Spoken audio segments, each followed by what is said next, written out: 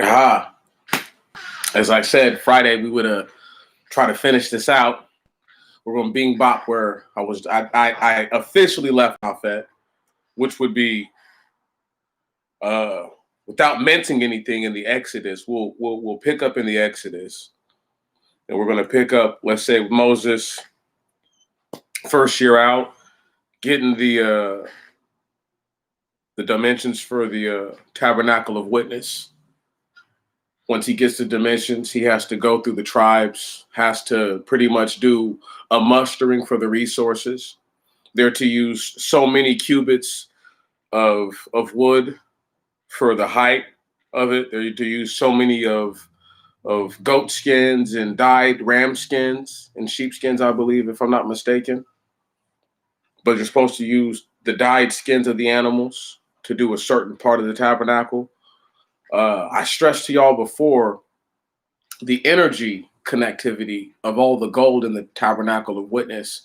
And I'm not sure how much gold in actual weight is used, but I know that has something to do with the presence of the Most High God throughout the entire 40 years. Because if you remember, after they build the tabernacle of witness, and we'll talk about a couple of the wars in a minute, but when they build the tabernacle of witness, there's this happening, right, where the pillar, or excuse me, the fire that goes by day, and then the pillar, the pillar of the cloud by day and the fire by night, it consumes the tabernacle of witness once it's in its fullness, and they have it set up from one place to set up to another place. Now, what is so important about the tabernacle of witness is because it is essentially a sanctuary in the middle of the wilderness. And for a want of a better term, it's the Most High God's home among the people. So when they set up the tabernacle of witness, the Most High God makes sure that, because it's a matter of what he said he would do. So it's not that he can't do for another nation or that he can't do for the stranger. It's just that he said that this particular seed of people I'm going to deal with exclusively. So the reason why the Levites are set aside or set apart even more so is because when you do the numbers again, I'm going to skip forward to the numbers, but when we get the actual count of the people, the Levites are the smallest tribe by and large. It's not even a question. So you have, we're going to contend, is the most pure blood tribe that is the Most High God's royal lineage tribe, right? And they're pretty much like the mediators or the liaison between the divine or the holy and what is mortal. And so when you have this division, right, of authority amongst the people, it gives us a clear idea of how certain things played out.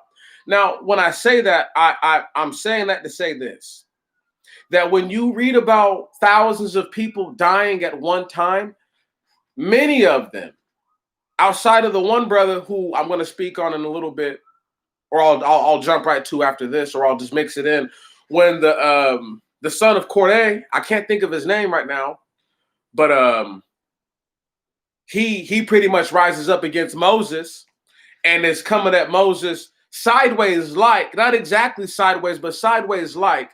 Sideways, if you're looking at it from the point of view of the Most High God is the leader of Moses. So anyway, you come at him outside of proper or sideways. But if you're going to just say the fact that these are just two men, then it's only so sideways. It's only so bent and twisted. So he comes at Moses, and then men from, I want to say, the tribe of Reuben and another tribe. But anyway, they come together, and there's roughly 250 men. Mind this. We're gonna bring something to mind. The Most High God killed two sons of Aaron for offering strange incense, not because they were strangers, right? And how we know they weren't strangers is because the ordinance given right after he burns them to death is that you're not supposed to drink once you come into the tabernacle. Now, follow what I'm saying. These other 250 men were all burnt to death for offering what would have been the normal incense to offer. Come on. Because it's from a stranger, off tops is strange fire. So whatever the sons of Aaron committed to is not the same sin that was committed by people who, by way of genealogy and blood lineage, are not pure enough for the Most High God to deal with on that level. Now, having said that, people have to realize that the Most High God waited until a man was righteous enough and that the numbers were up enough before he dealt with anyone face to face. I need to stress this because in the book of the Deuteronomy, the last thing that we hear about Moses, let me just go ahead and skip to it. Deuteronomy chapter 34, verse 10. And there rose up no more a prophet in Israel like Moses, whom the Lord knew face to face, and all the signs and wonders which the Lord sent him to work in Egypt on Pharaoh and his servants and all the land, the great wonders and the mighty hand which Moses displayed before all Israel. Stop right there. So when I say what I'm saying, there's some gravity to it. There is a little bit of, I know what I'm talking about. That's why I haven't been going to the Bible to say all these little things, because there's no need for me to henpeck the people with the scripture. I can just inform you, and then you can go into the Bible and find out where it's at if you don't believe me, or you can just go back and rewatch all 5 books of the Bible. You know what I'm saying? However, whichever one works better for the people. What I'm saying is this, though. They build Tabernacle of Witness. It's perfectly built. Between the construction of the Tabernacle of Witness, I can contend that Aaron crafts, okay, the iron, not the iron, but the golden calf, right, the molten calf. And so there's so many miniature things that take place. I'm not going to go over all of them because, once again, that'd be like reading the scripture to you. What I'm going to say is this. In my opinion, the most major battle that the Israelites are involved in is either the last one or second to last battle that you read about, but it's where they kill Balaam. Okay, the same guy that the Moabites and the Ammonites and everybody else went to. What's the other guy? Who's the other nation? Might have been the Midianites. Anyway, they tried to curse the children of Israel, and Balaam wouldn't do it. Now, what's very, very interesting about the story with Balaam is that if you pay attention to the words that he says 2 things. Number 1, I pretty much don't want to be in the ranks of the children of Israel. I want to die, right? But number 2, he's like, let me die with the righteous. Now, when we hear this term, let me die with the righteous, I'm not trying to nitpick and say there's something wrong with it. But don't you think there's something wrong with the fact that this man came from a nation or came from close to the proximity of a nation of people who would have been getting slaughtered at the same time, who wanted the man to curse the same people that were supposed to be blessed? Doesn't make any sense. Makes no sense. But I would assume that everybody who's getting killed is not an unrighteous person. So there's things that you have to contend with in your mind and understand that this is how it works. You see what I'm saying? So what you have is this right here, is that you have a situation where Moses, you know what I'm saying? He's telling the people, look, you guys are going to go over to the land. You're going to sin. I don't want you to sin, but you're going to sin. And so what's going to happen is this, is that you're not going to ever meet the perfection that you're supposed to get to. You're never going to get there. Right on? You're never going to get to that level. You're never, ever, ever, ever going to achieve that. It's impossible. Now, why I say that is because Moses tried so hard to protect these same people. I need y'all to get something. There's an instance where Moses could have killed everyone, or at least all the other tribes, I'm assuming. And the Most High God would have started fresh with him. What's so amazing about this is that Moses doesn't do this. I want y'all to realize this. I've asked this question. I'm going to ask it again while we're early in. When do you think Moses knew he was going to die? Because there would have been a point in junction where he would have understood they were never going to get right. So why would he? So once again, this gives credence to him being the most meek person that lived while he was alive, because anybody else with that kind of power, it's not even a question. Also, no, he's from an elder tribe. Right. That makes a huge difference, makes a major difference as to how he perceives the quality of life and how he perceives the fragility of a person's mortality. Now, what I have to say is this right here. While Moses is teaching the people all these things and they're getting the tabernacle of witness built, right? He's being told about how to do proper sacrifice. Now, one of the most important things about sacrifice is that it's done, number one, when it's supposed to be done, and that you follow the direct ordinance. Now, a lot of people don't want to hear this. If you offer, let's say, malign meat that has tumors and things like that, issues with it, right? You could get the people sick because it's low quality meat. It's unfit for consumption, for man, woman, child consumption. It's not fit for their consumption. And I know people want to contend otherwise, but this is the truth. This is how it works. So the Most High God, his levels of quality are higher than any USDA inspection that you're ever going to hear of.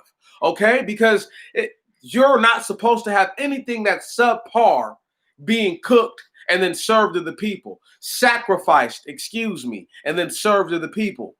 Now, sacrifice, we're made known of several things in the Exodus. Number one, it actually is written in stone. We're talking about the law. So when people tell you that it's not etched in stone, well, the Most High God's law was etched in stone. Thank you very much. That's why I read that piece to you. Let me read it to you again. Book of Enoch, one moment, about how a person's not supposed to write anything and pretty much confirm themselves, right? One moment.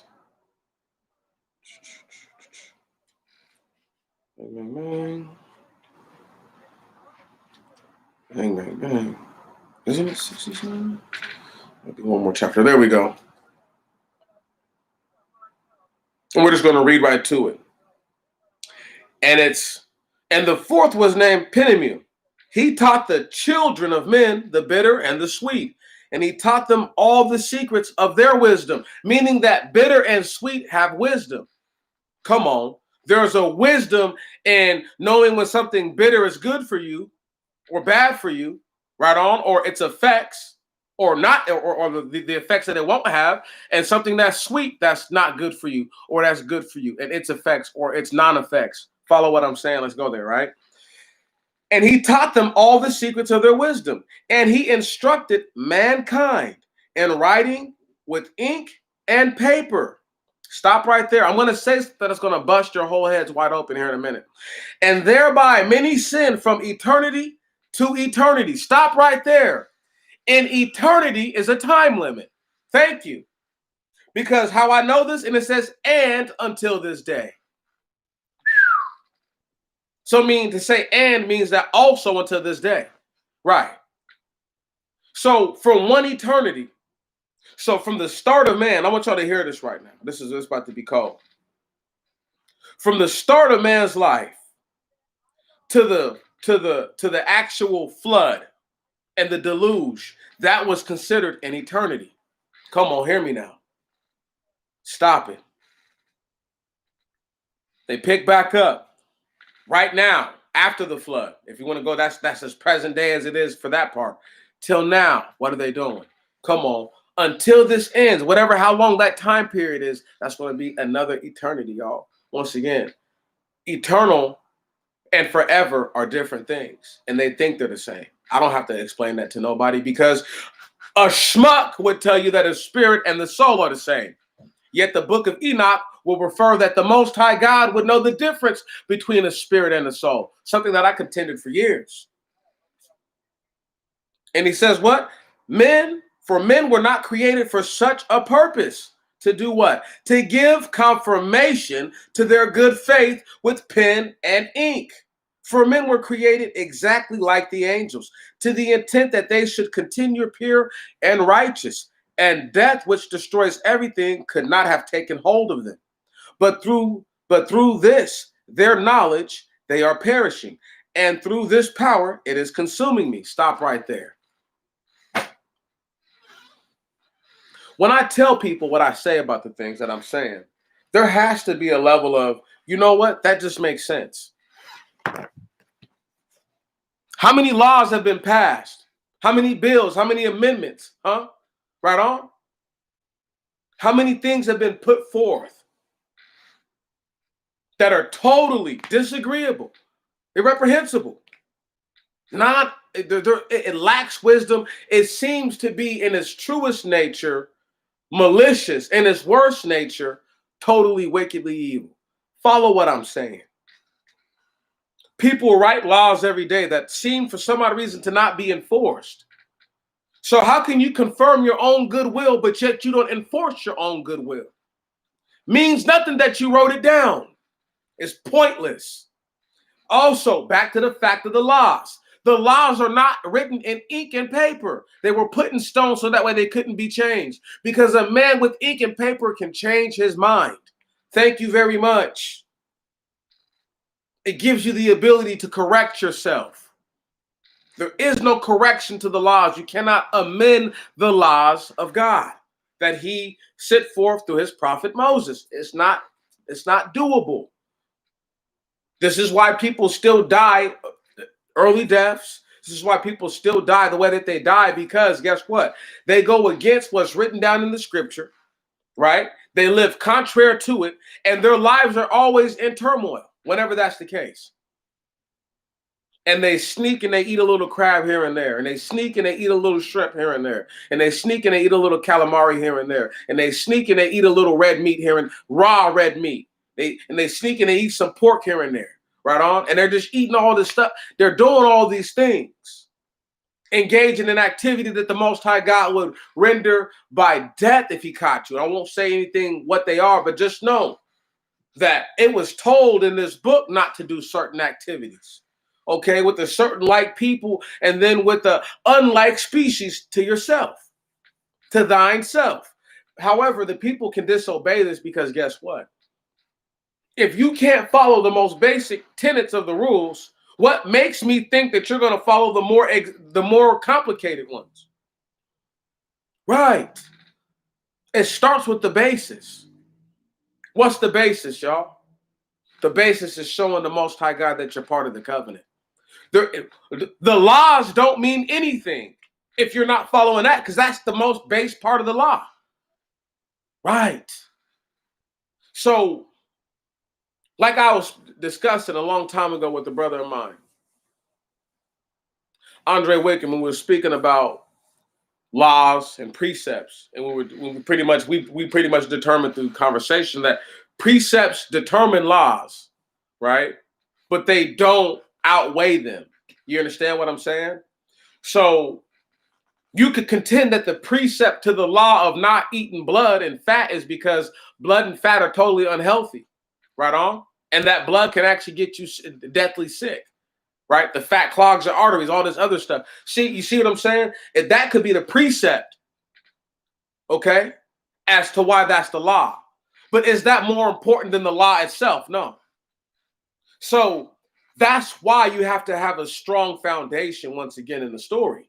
Because if the story is telling itself, then the story does things, or the story will do things that you can realize is telling you. So, for example, when we get to getting up out of the book of the Exodus and more into the book of the Leviticus, which are some of the more hardline laws, you know, talk about being cleansly and things like that coming from the book of the Exodus, right? But we're just talking about as a matter of class, if we're going to say the book of the Leviticus covers the more class-based issues. And I'm not talking about how much money you have per se, which could be like a forecast to the circumstance a person goes through, but it's more or less the things that people don't want to look at. So when you're supposed to actually give sacrifice, right? And you're supposed to be preparing it a certain way. And let's just talk about non-drink offerings for a moment, right? Because everybody talks about, well, how they don't drink. Okay, that's cool. But the Most High God has ordinance that pretty much make it to where you have to drink. Now, I know a lot of people have a hard time believing this, but water was totally dirty back in the day. And there's a few different scriptures in the Bible. I'm going to have to go find out. There's a few different verses in the scripture that disclose that wine is used to purify the water in many cases. So if that's the thought, people didn't go around drinking jugs of water every day. They went around drinking jugs of wine and water to dilute, I guess, to get less faded, right? In that sense. But you're not going to tell me that wine or beer or mead or anything of the like was not the order of the day. It must have been. So when we talk about these sacrifices and we talk about how they look, let's just go ahead and break down how every culture stole what they know right from the sacrifices. All the sacrifice. Listen, I could break down. Man, they could be making tacos, burritos, anything. Euros or gyros, as people like to call them, kebabs in other countries. Understand the way that the sacrifice is set up. I could contend that they were doing things like that all the time. From the sauteed vegetables to the things like cream cheese or the yogurts, because it's explained to us that they have reaped the benefit of what these animals produce. Right. The butters of cows and the milk of sheep. Come on, don't play with me. So if that's the case, one must ask themselves, one must contend with themselves. How many types of meals did these people eat? They could have easily had pasta. If you have flat bread, okay, the difference between flat bread and noodles is that it's not cut, you understand me? And it's not completely dried out. That's it. That's it. But noodles are a type of bread, if you really want to get real basic and you really want to break it down, noodles are a type of bread. See, I couldn't give people this kind of game the first time through and ruin myself so they didn't come back for part two. I wanted to scare them away for part two so they didn't know how much game I was going to give away. Check me out. So these meals that they're actually being told to cook, they're Mediterranean in all ways. What you think is south of the border, this is where everybody got everything from falafel to so-called tortillas. Come on, man, to pita bread.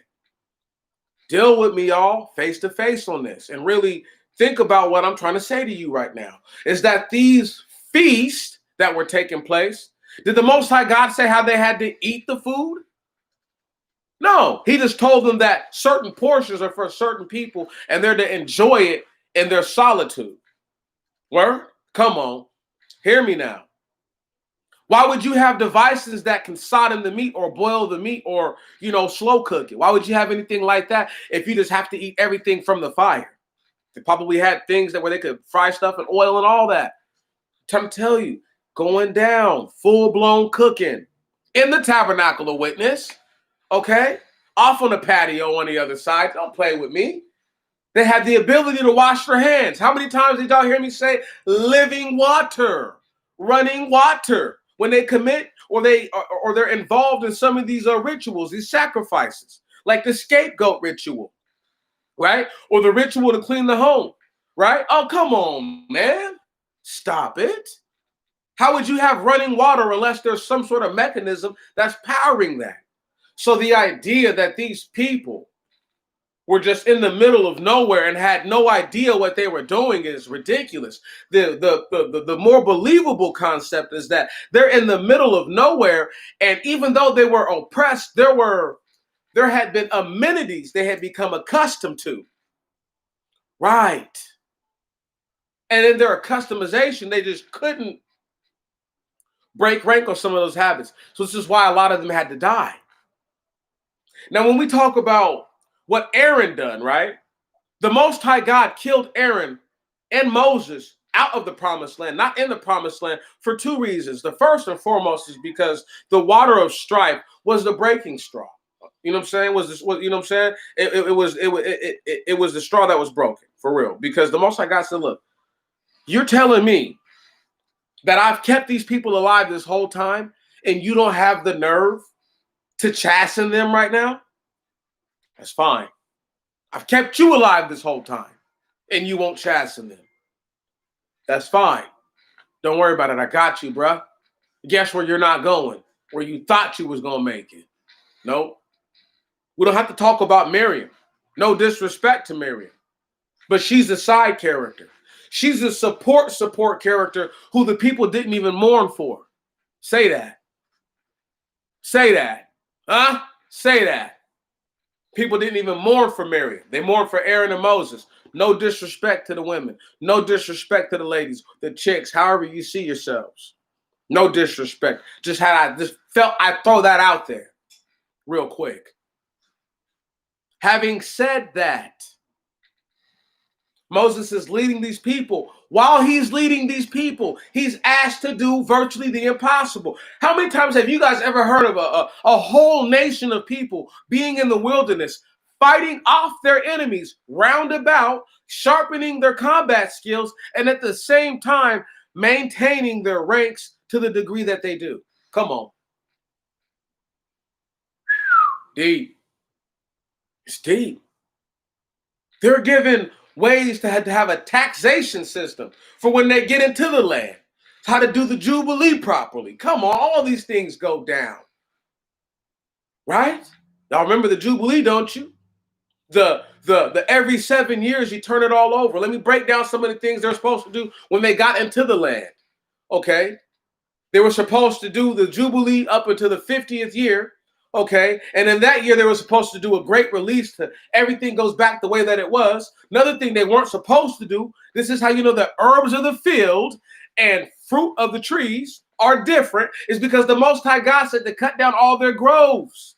Right. Whatever they're growing on trees, cut it all down. 5 years you have to wait until you can eat that stuff. Because in the 4th year, it's good for sacrifice to the Most High God. But for the first 3 years, it's unfit for, come on, unfit for mankind consumption. Stop it. But the herbs of the field are always good. I couldn't tell you why, other than most fruits come more abundantly than the vegetables do. And if you wanted to return the dirt and to replenish the soil, you would take this, move it about, and allow for the soil, allow for the all this area to pretty much reinvigorate itself. If it will sprout grass in the desert, in the country of America that has done nuclear tests on it, right? After raining for so many days, you can't tell me that 5 years, thousands of years ago, at least 3,000 years ago, 4,000 years ago, you couldn't tell me, you can't make me believe that there's no way, shape, and form that this wouldn't be more beneficial back then. That what it would have done for the land would have had, once again, long-lasting effects. That would be the purpose, I would think. Right. Now, it's explained on a couple different levels because we're all the way into the Leviticus right now. You know, how the people are supposed to do certain things. One of the greatest moments in the whole Leviticus, I could contend, is the number one moment, is when the son of the Israelitish woman, who's technically Egyptian if you want to get real, but he's a stranger, right? So he curses and says the name of the Most High God. Curses the name. In this moment, the name is now forbidden for anyone to speak. Now, I thought I'd bring it to mention that wouldn't it be appropriate that somebody who's not even the people, who just like today, people claim to be black, right? Be a quarter black or something like that. And these are full black people back then, right? But claim to be, he's claiming that I'm just like y'all. But the moment something don't go their way, they try to poop on your culture. Come on. I.e. when people call something ghetto. Nigga, it's surviving. Stupid. However, let me go ahead and just keep it pushing. They call all the other people stupid when they don't survive. Throw my hands up. See what I'm saying, though? You got people like that who were back then in the ranks, right? He got patches of his hair beat out his head, right? He was looking like he had been to a terrible barbershop, cursed the name of the Most High God. They whoops up on him again, brings him to Moses. Most High God says, beat him till his blood comes out of his body, and then stone him. Come on. Hear me. Not playing no games. 0%. And this is how the Most High God meant for it to operate. He wanted to be like that. He didn't want for people to be able to say reckless, wild, stupid things. Unfettered things that no one vetted at all. If we just go back for half a second to the Exodus, the linchpin of destruction of the people. They murmur against Moses, and then somehow he gets the worst advice ever, which is you need to put other people on top, ahead of the people, right? So that way they can hear these matters. Only problem with that is that Moses is the only one who knows the law. Right. So he's being given I'm trying to tell y'all, it's so deep. Why do you think the most base laws had to be laid down in the Exodus? Not sleeping with people's wives and stuff like that. Right. And then the more intricate laws come later and later and later. Like in the book of the Numbers, we'll just skip ahead for a little bit, right? Where a man he thinks his wife is cheating on him or saying something crazy about him or whatever, right? And he goes to the priest and he does this sacrifice where he burns the flour, no incense, no oil.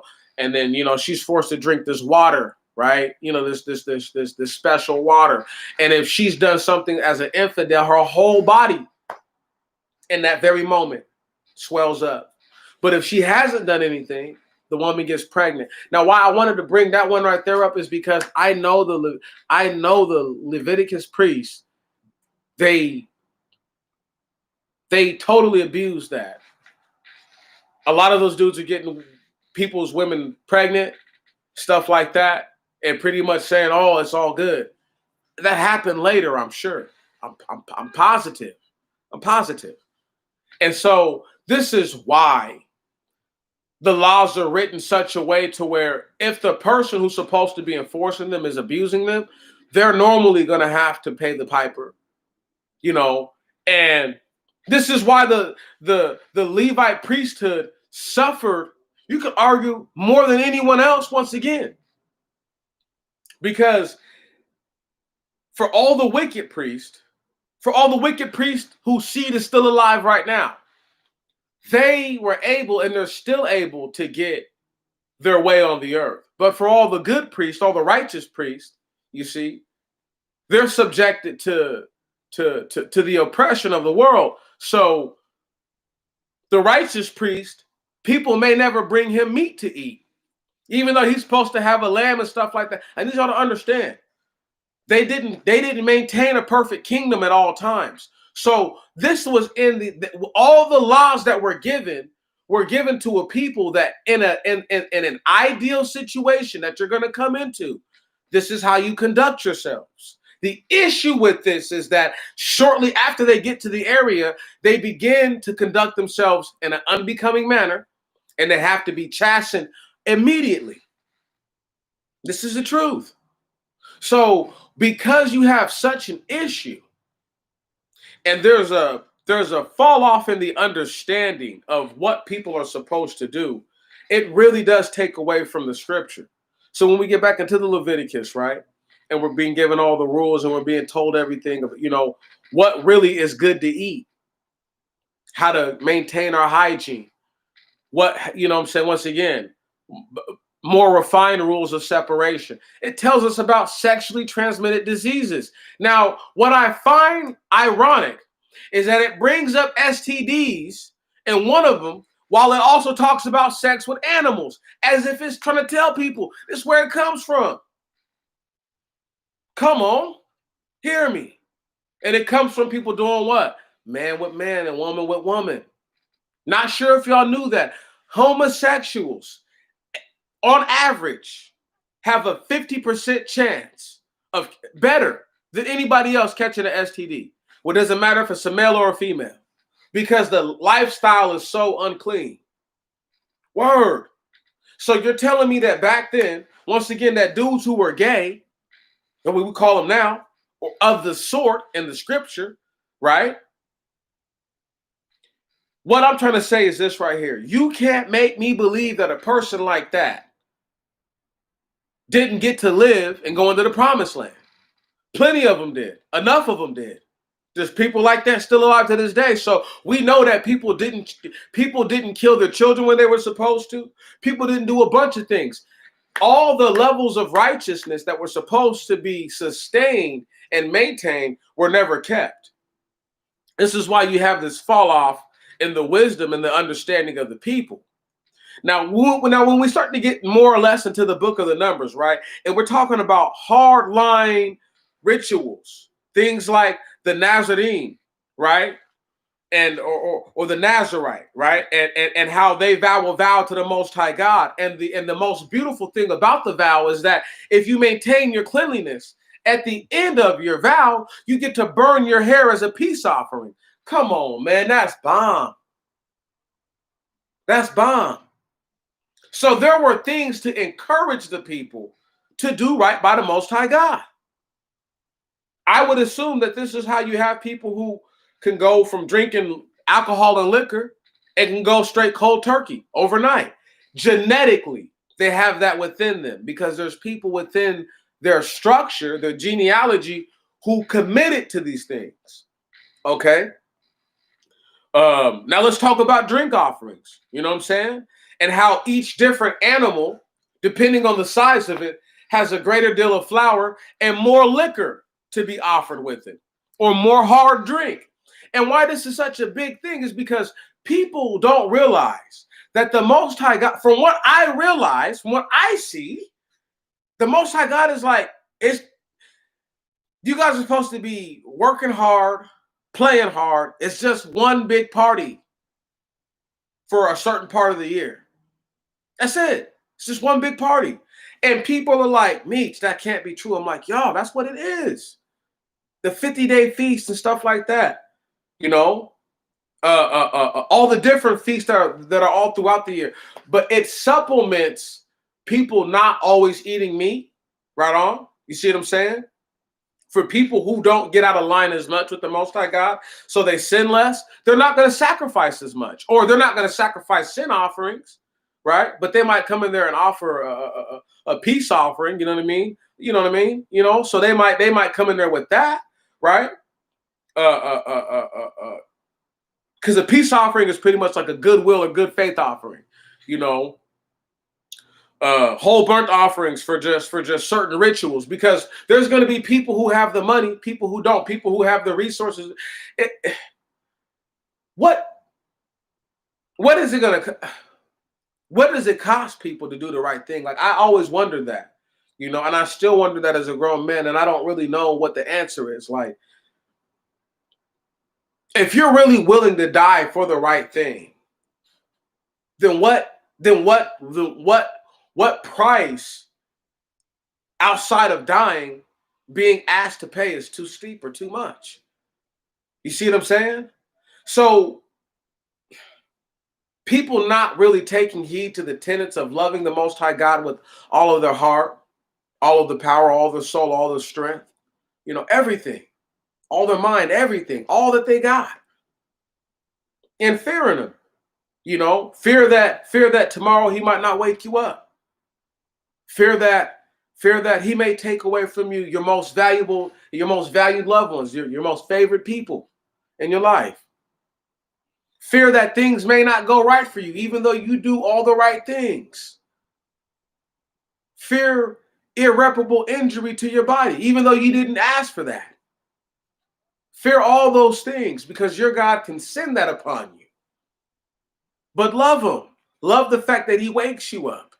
Love the fact that he's kept your body whole. Love the fact that when you wake up, you remember who you are and you know who you are and you have a sense of self. Come on. There's a matter of appreciation that you're supposed to have for the Most High God.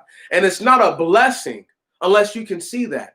That's the blessing, to be alive and to thank the Most High God. I told y'all before, you can do nothing better than that. To stand up and just throw your hands up. You cannot get any closer to the Most High God than to stand up and put your hands up as high as you can get them, outside of getting inside of a piece of witchcraft and technology. But on your own 2 feet, that's the closest you can get to him. That's the most powerful thing you can do. And people don't recognize that there was a group, a peculiar people, who there was supposed to be a peculiar people. They were chosen for this task, and they failed at this task more so than they succeeded. I get sick and sore tired of hearing the people tell me, well, I come from kings and queens. My people are the Israelites. Well, realize and recognize your people did the Most High God wrong. Do you admit that? Do you concede that, Israel, that you have wronged your God? And if you are here in this land, it is not because you are a good person. It is not because you were special. It is not because, listen, it has nothing to do with your skills while you're here. It has to do with the fact that you come from a lineage, a seed of people who willfully chose to disobey that which is righteous. So when we sit into the book of the Numbers and we start to really look at how things went or how things are supposed to go for the people, we can understand that, once again, at the latter part of the book of the Numbers, why it's told to the people about how to keep your money right. And they give it to us through the tribe of Ephraim and say, hey, look, if you have all daughters, you just don't have any sons, you don't have an heir, right? The money goes to your daughters, first and foremost. So then that way there's not, oh, your stuff is just going all around to any and every tribe. And people were supposed to do what? Marry within the tribe. Here's why. Because a person in your tribe stands a greater chance at honoring the Jubilee. Wow. See how you see how that all works? How that all goes? But a person would have to know about the Jubilee, understand the transfer of wealth, okay, inheritance as they call it, from one tribe to another tribe, if people can't maintain a tribe continuity. The Most High God was trying to create the most disciplined people the world has ever seen or know about. Disciplined, but fun-loving, but serious. And God-fearing, the Most High God-fearing, would have been something that people are like, no one would be able to believe it. It'd be unbelievable. That was the whole purpose. And to eventually, I believe, get back to a level of, if not living forever, living hundreds and hundreds of years again through proper, righteous living. That continuity and prosperity and posterity could be established and imagined. But it's just something that people don't even look at, and they don't even give it the time because they've never took the time to read the book. Now, as we just skim right through the Numbers. Now we get to that Deuteronomy. Woof.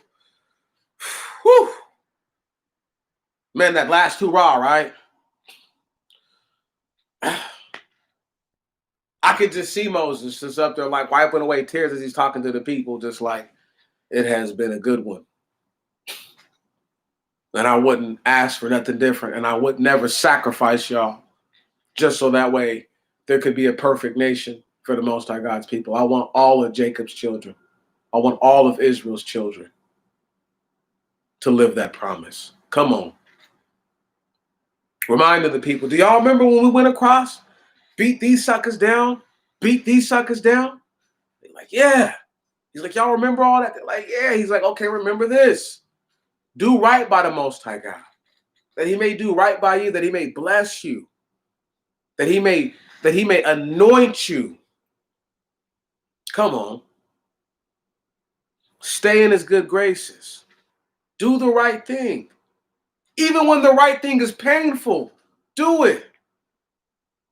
And expense justice, no matter how uncomfortable you feel with that. There is, once again, what price is too steep if you're willing to die for a righteous cause? What could you be asked to do that is so great, that is worse than losing your own life? The only life that you'll ever have. Come on. What's worse than that? If you've already committed to that thought, then why can't you commit to the thought of, I have to do those things that make me uncomfortable, that make me wince and cringe and cry because I didn't want to do that. And it hurt me to do that. That's why the Most High God says, don't get happy when your enemies fall. Don't stomp your feet. Don't do that. Right on? Because when you fall, you don't want nobody gloating and celebrating over your death. I'm learning to just be like, I want all my enemies to die. And I'm learning, just like I heard or I seen something the other day where not exactly an enemy, but somebody that I knew, something happened to him. And I just learned, I said, you know what? I don't have to celebrate. I don't have to be like, whoo, you got what you deserve. I just got, you know what? Act like that was like taking a breath. Like that was supposed to happen. Word? You feel, I don't gloat when I breathe. You know, I don't clap my hands, stop my feet when I breathe. I might thank the Most High God, right? But even then, I don't stop to thank him every moment for breathing. So I'm going to treat it like breathing. It's just that simple. It's nothing. Until I don't ever do it again, it's no big deal. Can you dig that? Until I don't not do it. It just does not, it means not a thing. Because I'm still here, baby. That's what that means. I'm still here. Moses taught the people a lot of great things. And he told them another thing. He said, look, if y'all want to do right, if y'all continue to be straggle-daggle, I got a cold, stern warning for y'all. And it ain't good. He said, all those people who died in the camp, that ain't going to be nothing compared to what's going to happen. Y'all literally going to get your faces kicked in, dragged about the land, kicked about the land. Then you're going to get taken to another land after a certain set period of time, and you're going to be there. Where ain't nobody going to treat you right, and ain't nobody going to respect you because they don't have to. And everybody going to treat you like a sucker. Everybody. And the stranger, come on. Been waiting to get to this part this whole time. And the stranger, the same kind of stranger that would curse the name of the Most High God, huh? And the stranger, same kind of stranger that would bring a woman of another nation into the tabernacle or close to it. And a stranger shall get high up above thee. They shall be the head and thou shalt be the tail. They shall lend to thee, thou shalt not lend to them.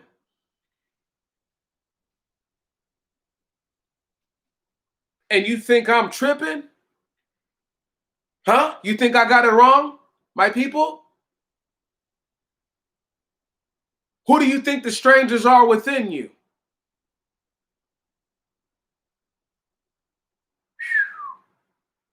Starts to get deep, because starts to get personal for people. They're like, well, I might be the stranger. You just might be, nigga. So what? That's right.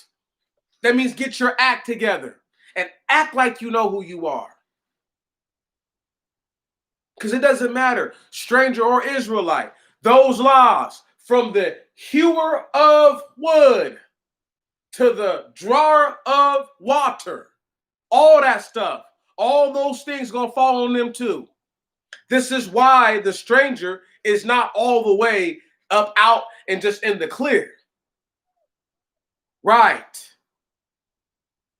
Because some of those curses have to be on them, because some of the strangers have some of the blood of the people coursing right through their veins.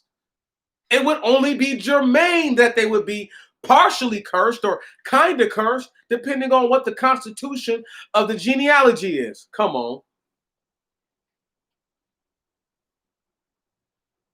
Y'all think I'm blessed because I know this? I once again, that's just the question. Most people don't even know my situation. My situation is crazy hectic right now, but I just keep everything together. But I make sure I do the right thing. I do what I can do. I do what I can do. I don't always do the best I can do when I can do something. Or if it's not important, I don't care. But when it matters, I'm going to do the right thing every time. When it matters the most, I'm always going to do the right thing. I'm never not going to not do the right thing when it matters the most. When it matters the most, because that's something that you learn. You learn that. That's a learned trait. That's a learned attribute that I have now. To do the right thing no matter what. No matter what it's going to cost. No matter what it costs me, to do the right thing is always going to be more beneficial than not doing it. And it took years and years and years and years and years of living to get there, to that point. Some people aren't going to ever do the right thing because they don't care. They're not built to do the right thing either. They're not the people. Right. So so it's hard for me to believe that a stranger, it's hard for me to believe, by and large, strangers take the scripture more serious than the real people do. Right. It's difficult for me to believe that the strangers are in more conjunction with the things that they're supposed to. Once again, you don't get to choose who you are. If a person has blonde hair, blue eyes, bruh, they didn't choose to be that. They were born. They just live and they exist now. They didn't choose to be that way. That doesn't mean that because they look like that, that they're what you believe them to be based on what they look like. Now, you might be right to be cautious, to err the side of caution and to allow them to prove themselves. But for you to go out and say that every person with blonde hair and blue eyes is the devil, I mean, I would contend that like maybe 98% of them are who were like that. Word. But that's neither here nor there. That's right. What's that got to do with anything? I just said all of them are. And I'm just trying to bring that to you, is like, they're going to show you they're the devil outright. They're not going to hold that back very long. They can't. The devil can't help but to be the devil. So if the devil kept himself in wraps for a whole 30 days, boy, they was itching to show themselves. That's all I'm saying. Same thing goes with these black people. Just because you got brown hair, black hair and brown eyes, or hazel eyes, or brown hair and hair, whatever the combo is for you, nigga, with curly so-called nappy hair, but it's just curly. Check this. I know a whole lot of y'all's ain't right. I already know it. You got people who would listen to a homosexual faggot over listening to a straight black man. Come on. And I said a homosexual faggot. Straight faggot. Want to dress like a man, but you ain't a man. Want to dress like a woman, but you ain't a woman. What? Once again, wickedness.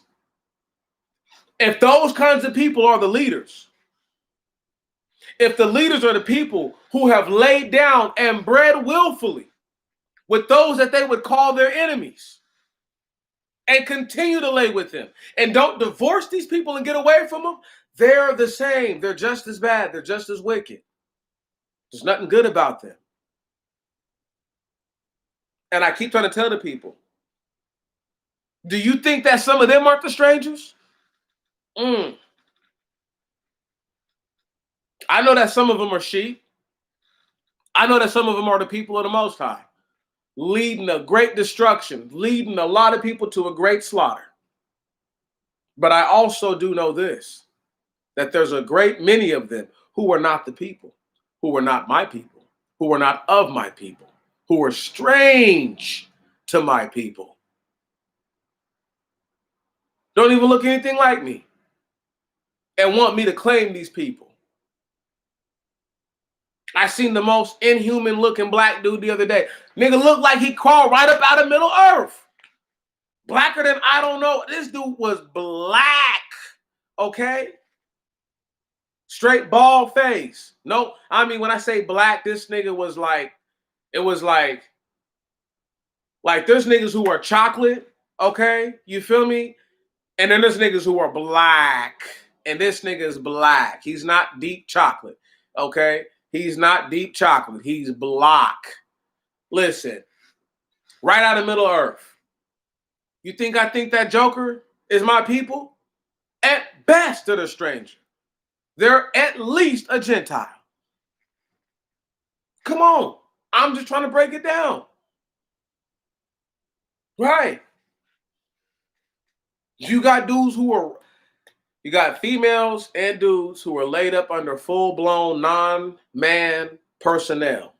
They're not men. They're not women. They're not people. Right. Just because they have a genitalia doesn't make them a human. Let me just go ahead and break that down to you, stupids.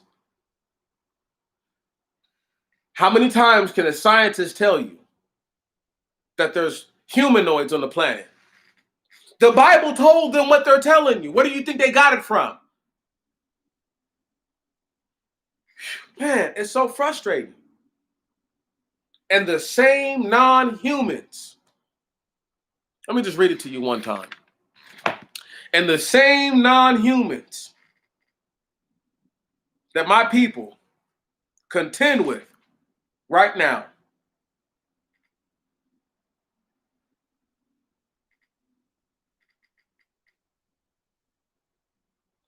Verse 21, Deuteronomy 32. They have provoked me to jealousy with that which is not God. They have exacerbated me with their idols, and I will provoke them to jealousy with them that are no nation. I will anger them with the nation void of understanding. Stop right there.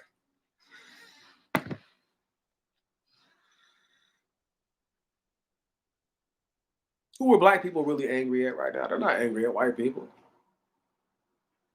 No. See, black people are angry at all these other black people who come here, who undermine what black people are trying to do. And I will put money on it that y'all probably would never notice, that a lot of those people probably come from the same nation that the people are angry with. It's okay, don't worry. Actual nation of people. You can't not be a human being on earth and be considered a nation. They're all considered Gentiles when they're not nations. I need y'all to understand, there is no Chinese in the Bible.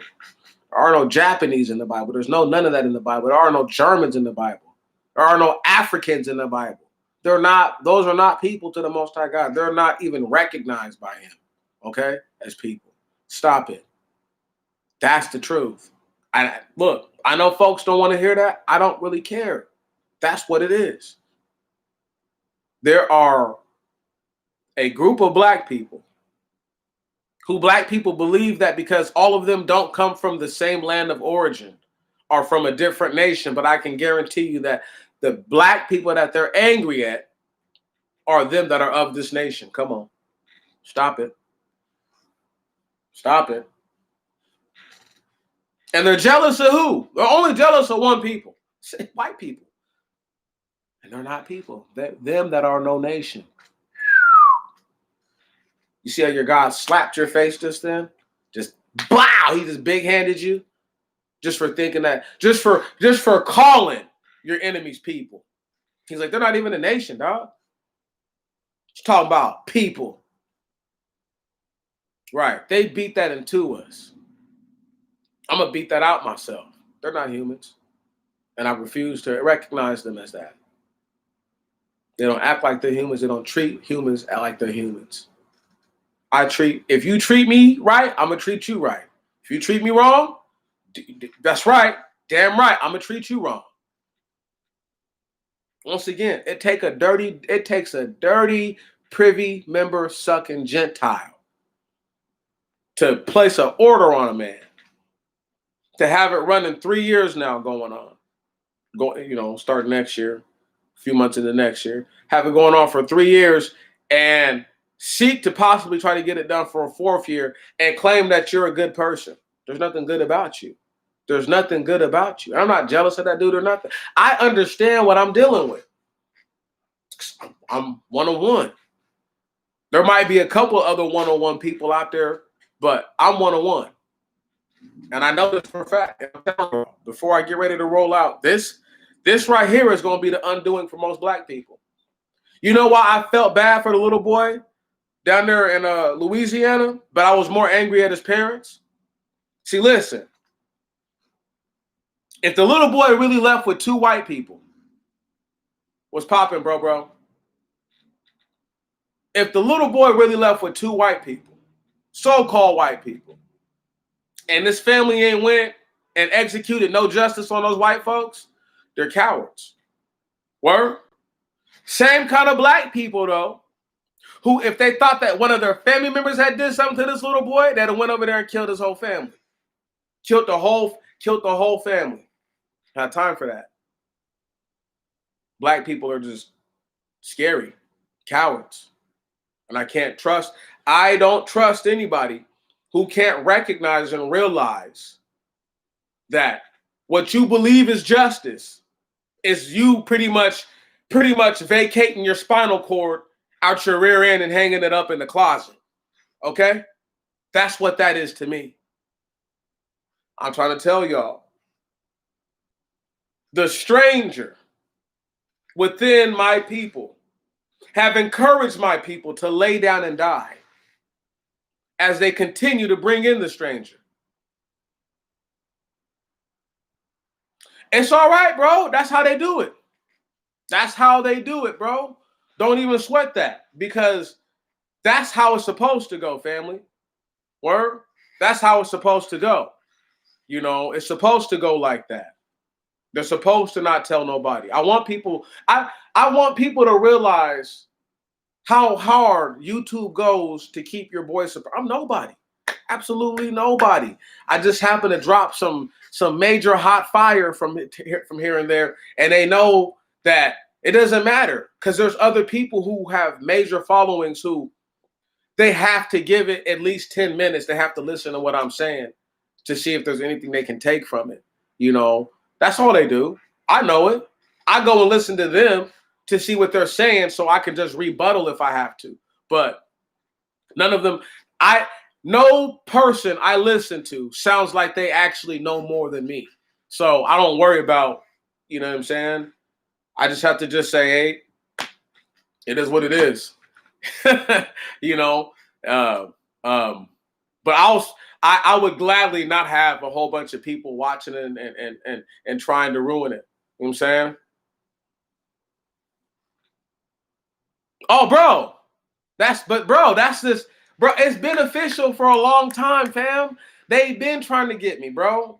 But I don't mind it because it'll get dropped. It'll upload. People will be like, oh, he did a little video. Oh, let me go check it out. Some niggas will get upset because they'll see it. You know how I am. You know what I'm saying? I'm fiery. You feel me? I'm fiery. I'm liable to say any old thing. But I do tend to keep it on the side of just being honest and getting outside of myself. Like um as we just head into the part where Moses is going up the mountain and he dies, right? Man, I'm just so sad talking about Moses dying. Bro, you got to realize that was the death of our last chance, right on? And people don't believe in the Messiah. They hate the Messiah. They hate the Messiah. So since Jesus guy wasn't real to like 90% of black people and he's make believe and made up, then I have to contend with people trying to tell them like, okay, so what happened all those years, right? You see what I'm saying? Like something had to happen in the period of time where from not just from Malachi, but let's just say from just a historical standpoint, from the fall, the initial fall of the kingdom till present day, something had to happen. It wasn't just, oh, the Crusades and then, America. That's not how it goes. And brother, that's the biggest issue, is that you have too many people who don't respect how difficult it really is to cultivate all the different parts of the story.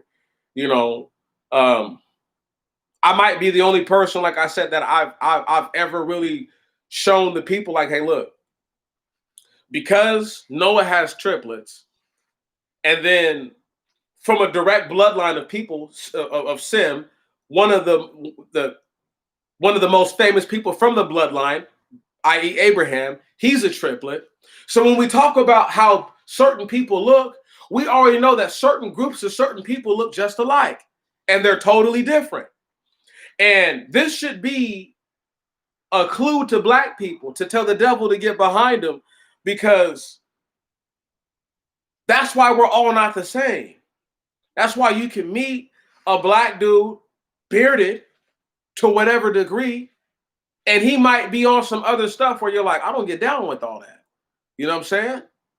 There might be another person who's not so bearded who might actually be more or less in the line of thinking of how you think.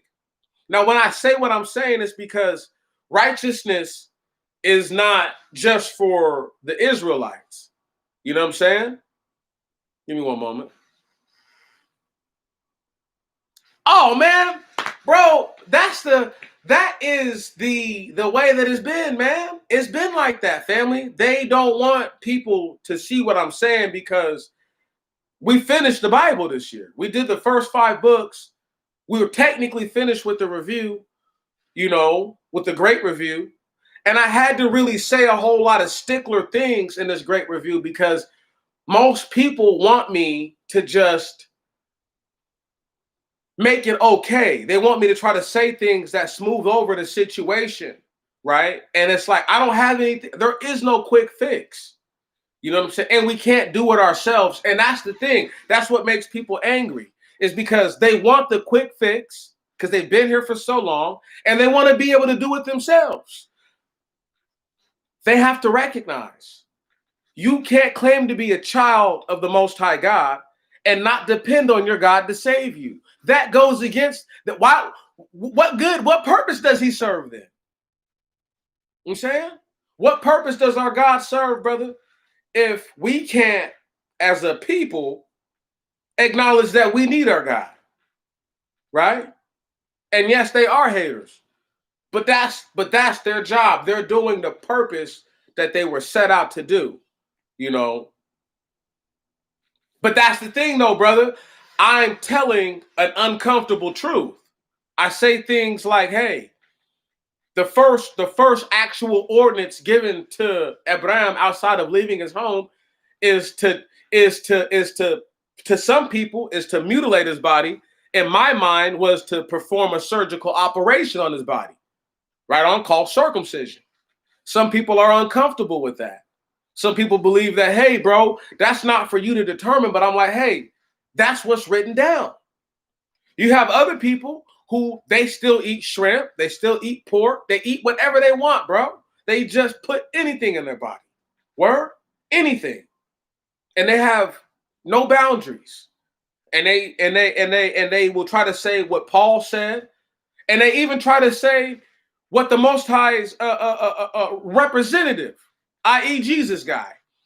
And they don't recognize that when Jesus guy said that it's not what goes into a man's mouth that makes him dirty, but what comes out.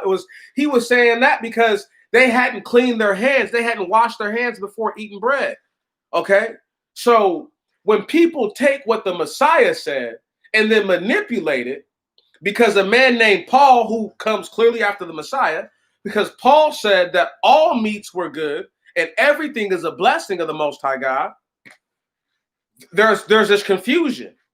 And because most people want to do what they want to do, they want to do what's right in their own eyes, they feel that as long as I apologize, as long as I give a lip service, then I'm good to go. But that's where we all lose, bro, because we have to realize that sacrifice was a form of atonement and redemption. But sacrifice is a physical action. Something normally has to die in sacrifice. So when you repent and when you redeem yourself, when you're trying to redeem yourself and you're looking to repent and to atone, to repent and atone, that's a better one. When you're trying to do those two things, you can't just repent and atone on words alone. Do you feel what I'm saying? There's a lot of people who believe that when they get on their knees and they shed tears from their eyes and they speak to the Most High God or whatever they're speaking to, whomever they're speaking, because I wouldn't know, but I'm going to assume they're praying to the Most High God. And when they're crying out to him, right, that's all they got. That's all they give to him. They don't go out and try to do right by their brother, man. They don't even go out and try to do right by the Gentiles. Okay? So when you have people who believe that their form of atonement, their form of repentance, and therefore they should be redeemed by their words alone, no tangible action, that is problematic. You see what I'm saying? That is an issue. And because Black people have not been told that in order to repent and to atone, it is a physical action. There are things that you do seeking to change your life, seeking to better yourself and to make yourself a better person. i.e., I'll give you an example out of my own life right now while I get a little cup of wine and get ready to end it. I have to fix my car and I have to replace my radiator, possibly my water pump, and I might have to replace the thermostat as well. Now, I've looked at all the stuff on how to do all the things, right? But I can't be mad that they stole my car at this point. I have to recognize and say, you know what, Demetrius? You've done so much. You just have to just take a breath. What's that?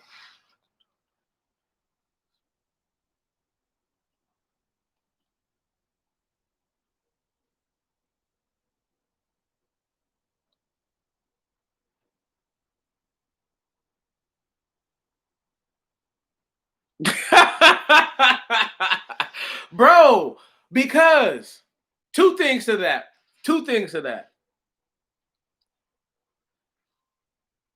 First off, it's always healthy to let the people to get it off their chest.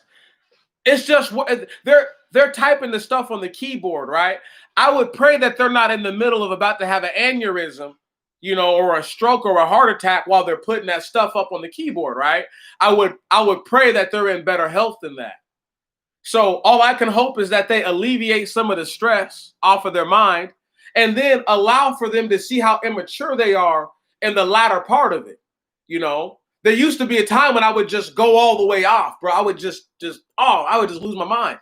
And even when I was going all the way off, you could say I was vindicated because once again, it's not like I went around bothering these people, but I do go, and I guess you could say I don't troll anyone per se, but I will come to your comment section and I will badger you every once in a while.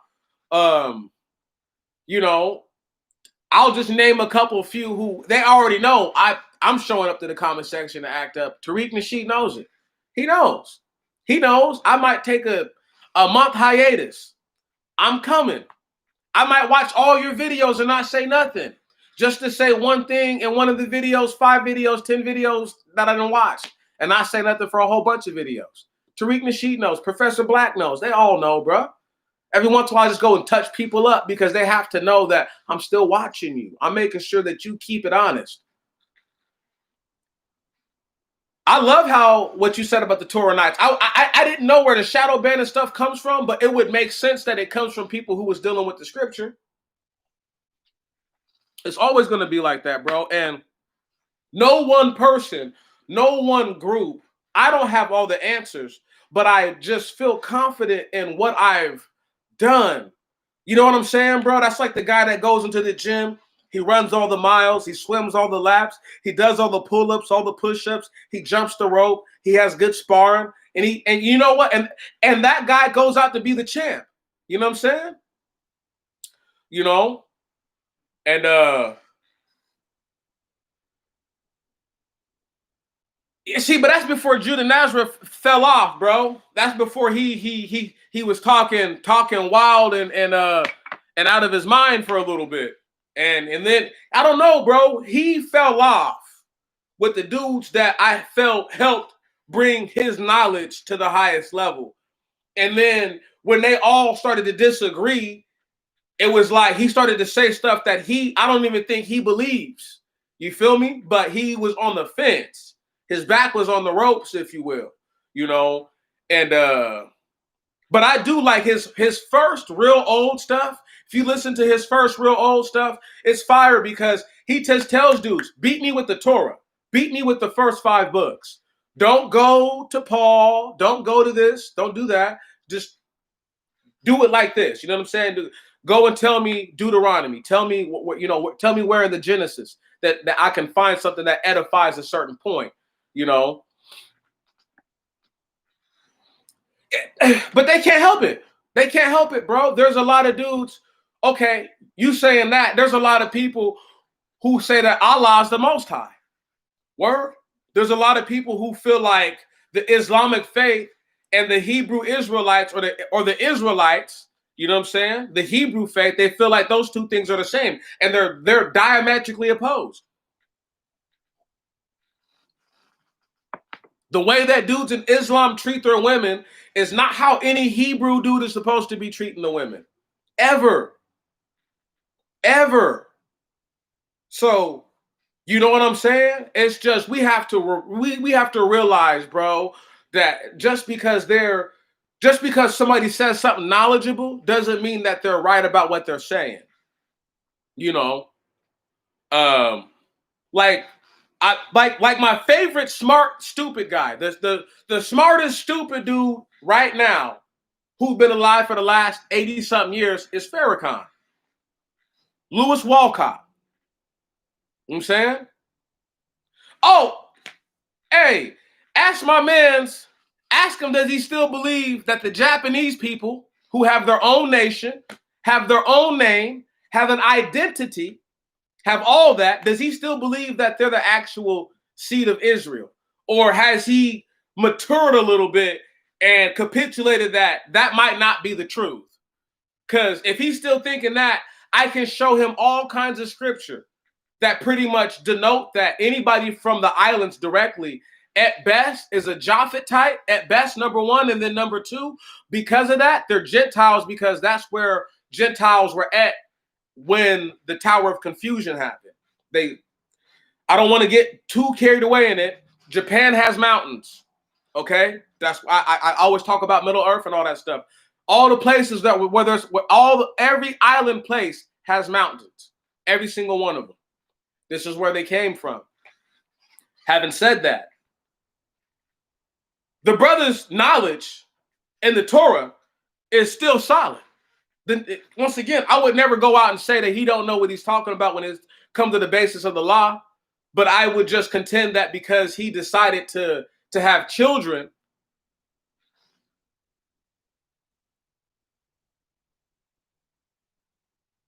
Okay, but bro, follow me. That's his prerogative. You can't stop him as long as he has treaded the water a little more, a little better with that, and not tried to say that a whole nation of people who I could prove are warmongers, then they have nothing in common with the Israelites, are the people. That's just as infuriating as when the Jamaicans say that they're the people. You know what I'm saying? And nothing like that makes me go. Nothing makes me go hum. Want to know why? Because you got white people with curlier hair than any Japanese person that you know. That should make you go, Right. You have white people who look more like black people, okay, who come from nations on islands. I'll give you a prime example. Ireland, also known as the N-words of Europe. Follow me, brother. Why wouldn't they look kind of black if black people have been everywhere? If a certain genus of people have been everywhere, there's going to be people everywhere you go who look black. So what? All of them are Israelites now? No, that's impossible. That's impossible. That doesn't make sense, and that means that everybody's an Israelite. You see what I'm saying? That goes back to what I was saying the other day, is that the Most High God doesn't, the Japanese are not a people to him. They're Gentiles to him. So how could those who are not even a people be the people?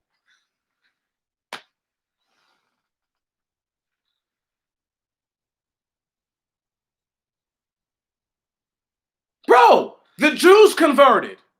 The Jews converted. Once again, bro, that's what I'm trying to say.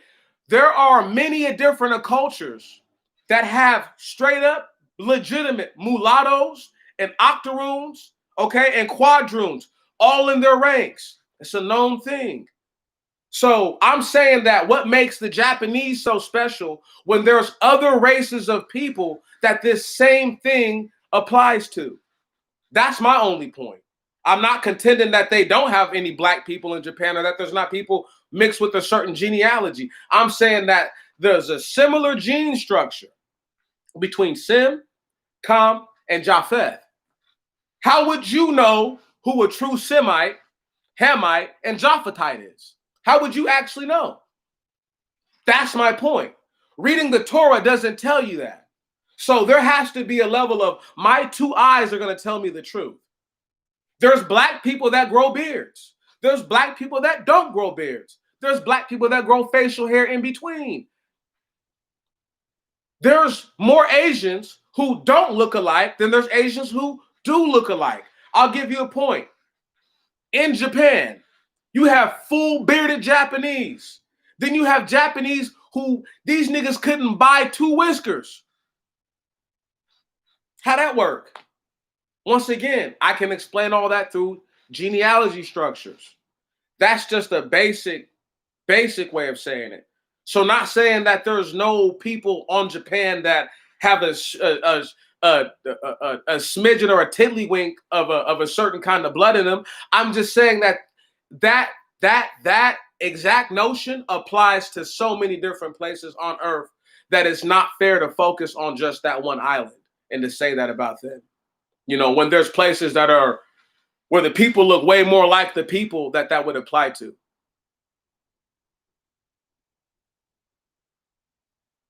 But they're not, though. I can say that the Filipinos who have true Negritos, true black people still in their culture are the black people of Asia, i.e., the only place poorer than the Philippines is Haiti. Japan's nowhere close, dog. It just that the contention that what you're trying to say doesn't make sense. No, not to me. They're different. That's what I'm saying, though, bro. That's my point. Is that there's cultures of those people who come from black people, and then there's some of them who don't come from black people, 0%. So it's just safer for me to say, you know what? They're not the people at all, because they ain't never been enslaved like black people. Never been enslaved like black people. Nobody has. So my thing is just like, how could a person read that the people are going to go be put in bondage, and this doesn't even apply to them? The Most High God didn't say your own people enslaving you, which the Japanese, the Chinese, the Thais, the Cambos, the Lao, the Filipinos, all of them have done to one another. The Most High God said that you're going to go and be slaves for a fierce nation, okay, whose tongue you don't even know. You don't even know these people. So nobody's struggle is like our struggle. No one's struggle is like our struggle. No one's story is like our story. And I refuse to give my glory to another. I refuse. You better start refusing to do it too, because that's the only way we're going to live, bro. That's my point about this. They're strangers at best. Look how high up the Japanese culture is. Do people look at Japanese as the scum of the earth? No. And they fucking teamed up with Hitler. And people seem to forget all about that. That's okay, though. That's my point, brother. We didn't team up with Hitler. My people kicked his ass and the Japanese ass. So much so that we're respected in both of those cultures.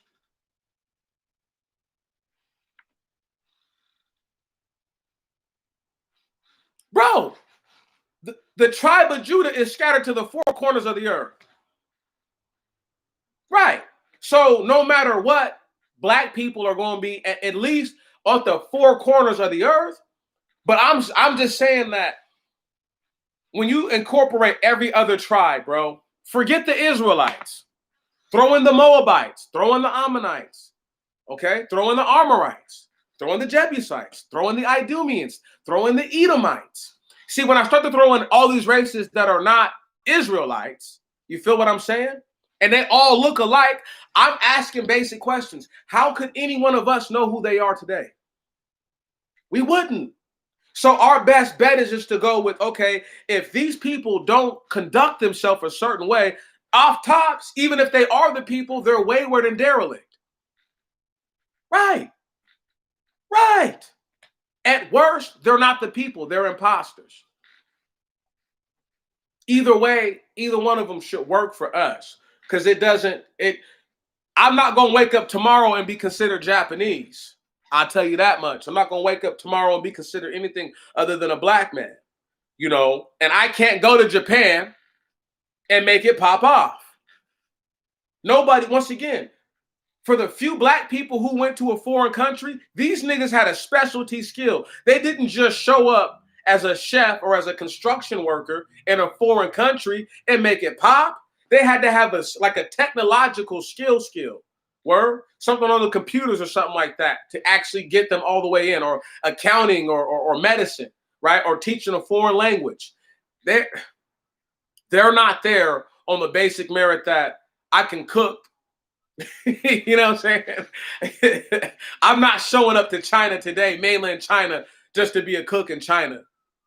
That's just not going to pop off. The Chinese aren't going to let that happen. They're not feeling that. Nigga, take your ass back to where you come from. That's just where they at. So I can totally agree that we are everywhere, to the degree that the Adamite bloodline is everywhere. But I will not say that I know who is everywhere, because I couldn't tell you who a Danite is from a damn Jehudite. I wouldn't know. I wouldn't know a difference between a Benjaminite and a Simeonite or a Levite. I wouldn't know any of that, bro. I wouldn't know the difference between the Ephrathite and the children of Manasseh, Aser, Zabulon, Issachar. Okay? I wouldn't know, bro. I'm not going to lie to you. I wouldn't know the difference. I'd have to have seen all 12 of them, word, face to face, and seen what they look like, and then see what their children look like. You see what I'm saying? Like, I just don't know what they look like. And that's my way of being extra super cautious about it. I can't go wrong like that. I can't go wrong like that. But I can go wrong assuming that somebody is somebody that they're not. That someone is somebody that they're not. I can go wrong like that. That can be disastrous, because what it can do is two things. One, I may place them somewhere where they actually shouldn't be, and it's detrimental to us, which is what happened in the kingdom. Is Jeroboam, even though he's an Ephrathite, now this is a bomb example. He's born of the people. His mother's a harlot. one of the statutes is that children born of harlots are not supposed to come into the assembly of the Lord, right? Not only does Jeroboam come into the assembly, but he gets to like the highest level, the highest status. So much so to where Solomon is like scared, and Solomon is like wants to kill him, so he runs back to Egypt, right? Now, when the coast is clear after Joab, the captain of the host, dies, Jeroboam is coming back, right? Now, what's so important is that people have to realize that the Ephrathites are naturally a half Egyptian people by nature and by trade. So they have the ability to go and access Egypt in ways that other tribes don't. Having said that, Jeroboam brings the whole tribe down. And he's our people. Think about that. He was told by the prophet, Nathan, I want to say, the same prophet who told King David that he was done, right? He rips up a garment and he says, boom, these two pieces right here are going to be that the two tribes that are never taken away. And those are indicative of Benjamin and Judah. And then the other 10 tribes, okay, bam, are for Jeroboam. What I'm trying to say is this right here is that Jeroboam had the choice. You know what I'm saying? I got you in a second, bro. Give me 1 second. Jeroboam has the choice of doing righteous. Listen, Jeroboam's the people. There is no question if Jeroboam's the people or not, bro. That's not even a wonder. He's the people. Do you know this man Jeroboam? Do you know this man Jeroboam led the people to sin a great sin? Word. He led the people to sin a great sin. Word. He's an Israelite. So how couldn't a person who's not an Israelite lead the people to sin a great sin? That's why the Most High God said, you shall have no power to place a foreign ruler over yourselves. Now let me get to your question. I've been looking into this 2 Thursday, and it's getting quick. All our people are killed, and that's who's left and how many. It looks like they have already killed up. No. Check this out. We're talking about this here, and see, you have to realize some of us are in Africa. Some of us are still in the Middle East. Word? So what about the millions of them that are all the way over there? See what I'm saying? It's deep. It's deep. Bro, we're supposed to be a remnant anyway. We're supposed to be small in number anyway. That's the thing. I don't think they've killed off 2/3 of us. I don't think so. Because the numbers for the population,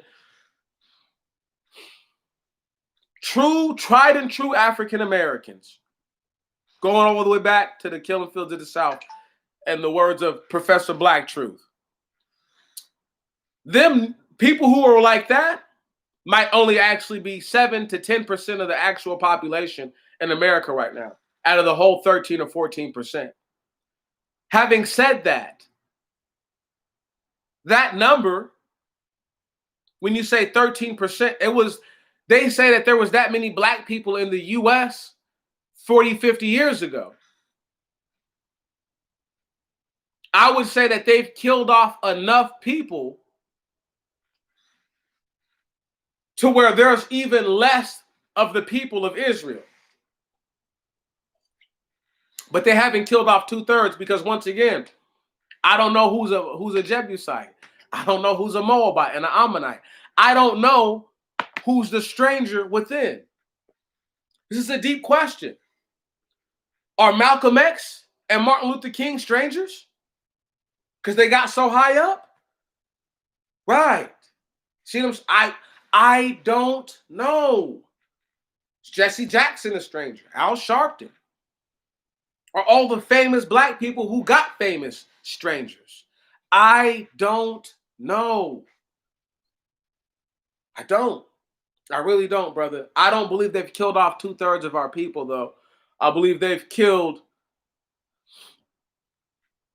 as the book of Enoch tells us, The shepherds in the last 12 shepherds of the people deliver more people up to death than anyone else. Okay? You know what I'm saying?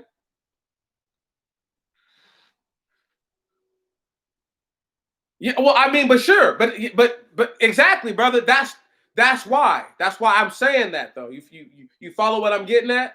Is because how do we know who? There's no consensus. No, it's very interesting. No, bro. It's not just a theory. That's an excellent question. The question you asked merits a thought. I'm not done with the thought. After I get done doing this, I'm not done with that thought. Right on. I'm just gonna say for right now, I don't believe they've killed 2/3 of us. You know, I I, I don't want to take the hope from the people. You know what I'm saying? I'm not going to steal our hope. And once again, we can't save ourselves. You see what I'm saying? So even if they did kill off 2/3 of us already, bro, what our only chance and choice for real is to call on the Most High God. Think about that. So if what you're saying is real, it's deep. Now that's deep. If what you're saying is real, it further edifies what I've been saying. We can't save ourselves. Think about that. Just mull that over for a second.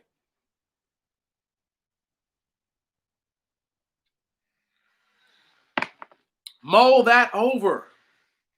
I'm getting ready to leave out in the next couple of minutes. I really got to go. See, this is epic right here. This is how we're supposed to do culmination reviews. I don't need a whole bunch of people. I can congregate with myself. But when I got a couple people dealing with me, especially a brother who's engaged, asking questions, talking, laying down their own understanding of it and pretty much saying like, bro, I understand what you're saying, but still, and I can appreciate you saying, but still, even if you haven't said that, I can appreciate that. I can see that much. So once again, for you to ask a question like that, clearly there's concern in your mind and in your heart. How much more of this can we take, huh?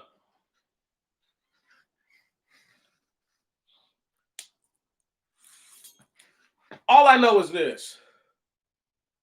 The sword will thin the ranks.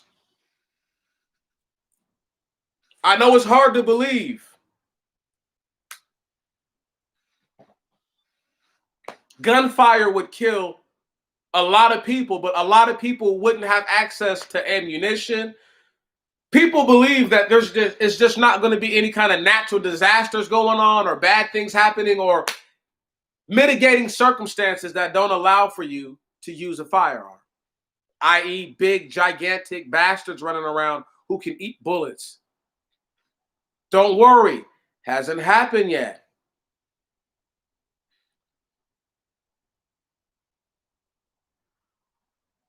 But bro, they've been trying to breed us out. That's the whole thing, is to make the children of Israel a thing of the past. To make us as if we were never not. I don't know if it'll turn them into chimeras, but it may unlock things within their genealogy that may lead to something like that for certain people. But I don't believe that there's anything powerful enough to do that, bro. If there was, they would have forced people to take that a long time ago. When I say forced, brother, forced them to take that stuff a long time ago. In the first place, they would have tried it at in our privately owned prisons where nobody would know about the negative or adverse side effects. If you're not already a chimera, I don't think it can turn you into one. Whatever you are, it'll probably enhance or try to what's the other word? Subtract, take away from. You know what I'm saying? So as long as you ain't no chimera, you all how they gonna force you to take it? You just tell these people, man, that's against my faith. I can't do that. Word. I can't do that. That's against my faith. My God wouldn't let me to do that. It's fact. My God wouldn't want me to do that. You understand? Kind of like a dude asking you to put on a suicide vest. I'm sorry, bro. My God, no, God would never ask me to do that. Ever.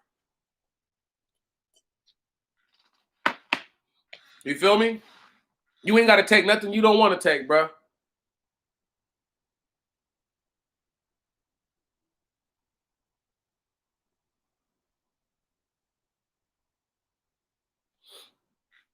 You can't help, bro. You don't know what they're giving these dudes. You don't know what was in that syringe. Could have been LSD. I'm not gonna say nothing bad, but you don't know what was in that syringe, brother. Family, I'm with you. I know it's demons. I'm all the way with you, but I'm just saying you can't let that get the best of you. Now you got fools out here who want to try to tell black people to go get their guns and go get their ammo. Black people,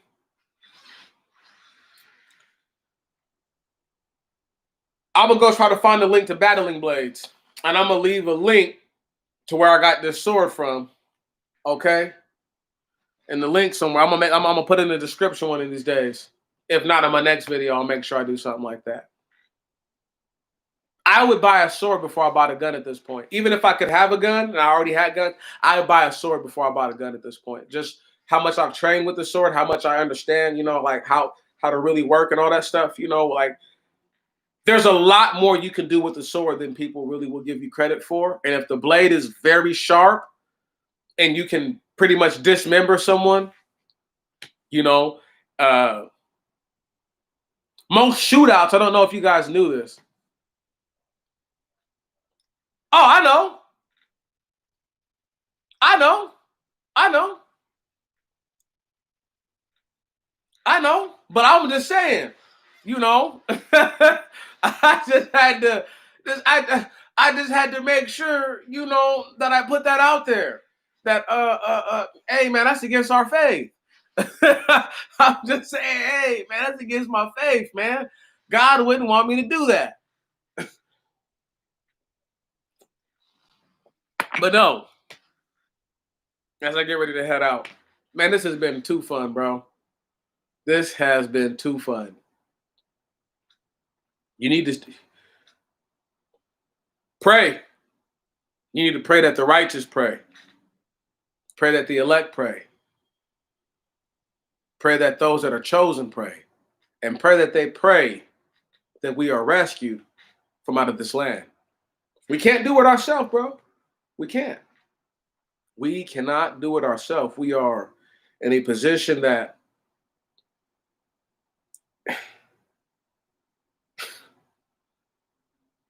people just went out and voted to change nothing. To give it perspective,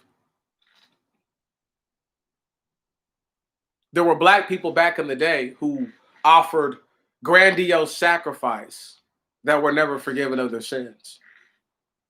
See what I'm saying? I have to do something that makes sense. I have to do something that's actually going to mean something. When I pray, my prayers they come true. I woke up today. My prayers come true.